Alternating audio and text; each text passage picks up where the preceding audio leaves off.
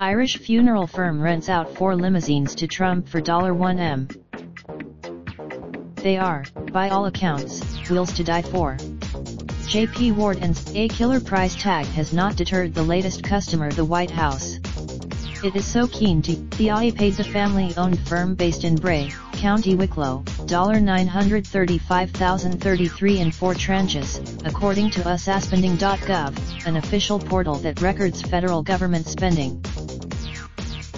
The State Department did not immediately respond to a request for confirmation that the outlay was to rent 4 vehicles, which would work out at $233,748 per vehicle. The presidential entourage have also drawn scrutiny. State Department. After wrapping up a state visit to Britain, Trump is to fly into Shannon Airport in County Clare on Wednesday evening. He will meet the Irish. He will fly to Normandy for D-Day commemorations on Thursday, then return to Doonbeg for another night and a round of golf. He returns to watch. Exactly why the president needs the limousines is unclear.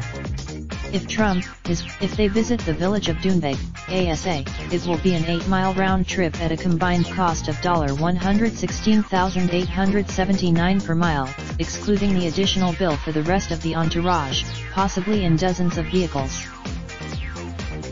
J.P. Ward and Sons could shed no light on the arrangements. A woman who answered, "If discretion is part of the company's business model, it seems to work."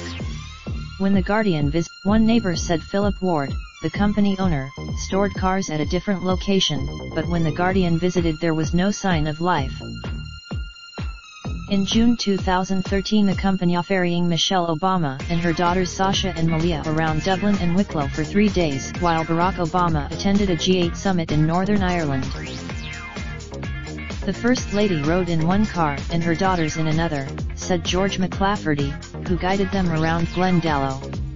There were 35. The funeral company says it has invested heavily in state-of-the-art hearses and luxurious limousines.